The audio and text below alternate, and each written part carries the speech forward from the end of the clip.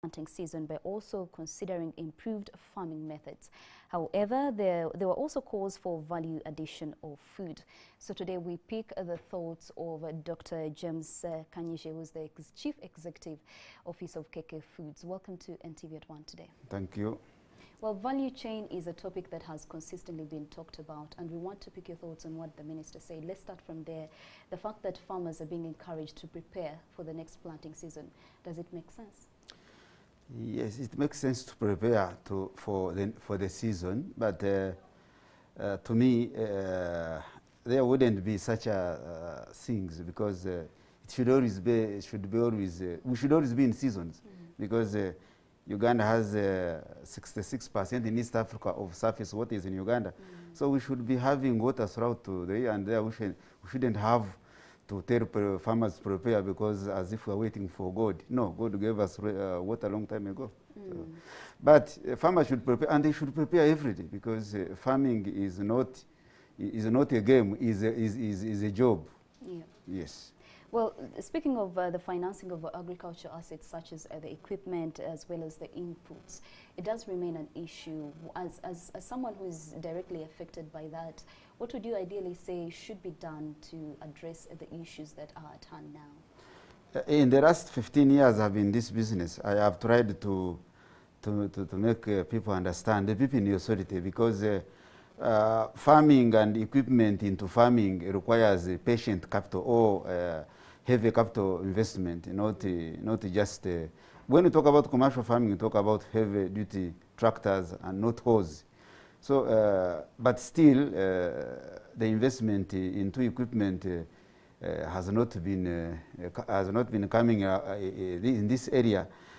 Probably, government has not wanted this horticulture or agriculture to develop, because without equipment in agriculture is as good doing nothing. So, but the reason why it is not attracting that, it's because people have been brought up. The minds of people were set a long time ago that agriculture is for the failed group of people. The area has been looked at as a place where you give punishment by going to, when you are in agriculture, you are doing it's a punishment. So mind change of people has not been worked on by the people who are supposed to do it. And for me, I've been looking at that, and there is little significant talk about in terms of equipment increase in this industry. So there is nothing to make us happy in that area. So it's, but we keep on talking, because we should stop. We should remove the word impossible. Yes. Well, you talk of the mindset change, and it brings me to the fact that what does it require for us to organize the smallholder farmers into groups capable, of course, getting into improved production?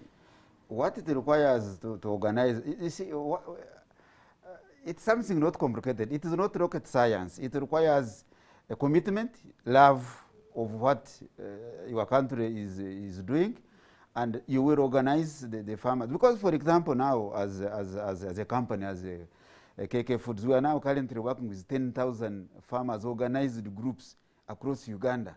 How are we doing it? We are doing it with meager resources. We don't have any resources from anywhere. But we are able to, because we are able to do it because people are eager to earn, are eager to produce for a market.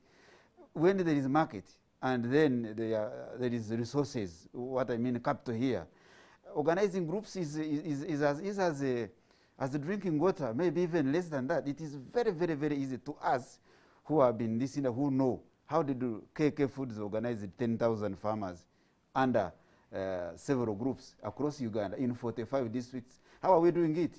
It is not rocket science, but you have to have the will of the people that have the power in their hands, because power brings in resources. Without resources, you are just doing nothing. So if the government says, now we are ready to do this, it will happen. There is nothing impossible here. The farmers are there, and everybody is waiting to do something. when you see these people running around in town here, they are here because they're looking for what to earn. But if the lease organize a group and they are making money in a certain setup in homesteads, they will all go back because it will be much easier for them to make money in organizing a group there than running around in Kampala. Yes. Well, maybe as we come to the end of our conversation, just to pick your thoughts on the value chain clusters, especially the exporters, would you say there's been improved handling of agricultural produce that is destined for external market? In the last 2-3 years, the post-harvest losses have increased. And it is not because that the exporters are not handling, but because the climate change came in, and with a country with empty cold chain systems in place, the handling of products became problematic, and whatever exporters have put in place to increase the handling of products with nil infrastructure in terms of cold chain, then they are tangible. Instead, we are increasing the loss to the farmer and the exporter, because the farmer is still losing between 10 to 15% at the market side. Reason being, because of the post-handling loss. Post-handling is the problem. That post-handling issue is continuing to end up into the market because there is no infrastructure in the whole country. Because the food that we export needs, you need to control the atmosphere. But we are not doing that. We do not have cold chain centers anywhere in Uganda.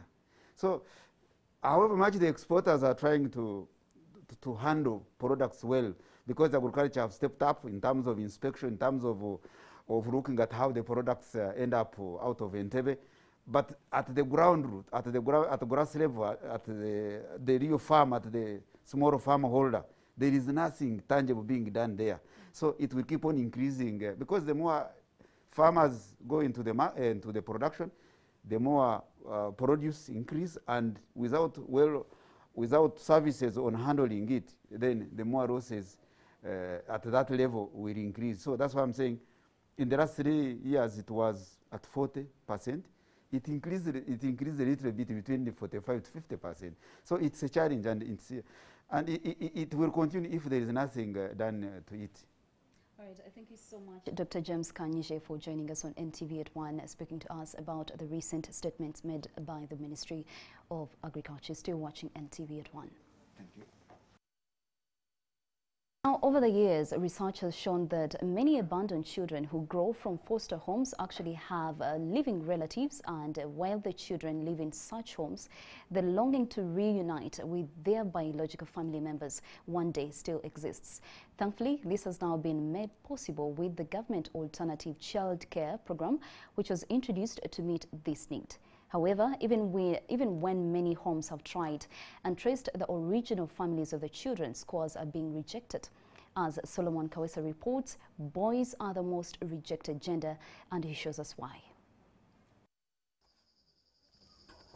Clovis Chomhendo lives here in Nyankwanzi village, Kabarole district, in Toro sub-region of western Uganda. Chomhendo says in 1998 he met her late at a discotheque in Kampala, and they later had a sexual liaison which led to a pregnancy. Hati kuongea kuba babiri niyo nanda nafuna urubuta ati yao hati nyencho bwiro bwa maziro kucya nyonkwata mahanda yange ningenda na wakwate mahanda ye nakoraki nagenda nuko nyone ikaraga mu mahanga. Fortunately, the woman also hailed from Fort Portal, Chomhendo's home area. She later gave birth at Fort Portal Regional Referral Hospital but dumped the baby there. Chomhendo says the woman later died without bringing the baby home.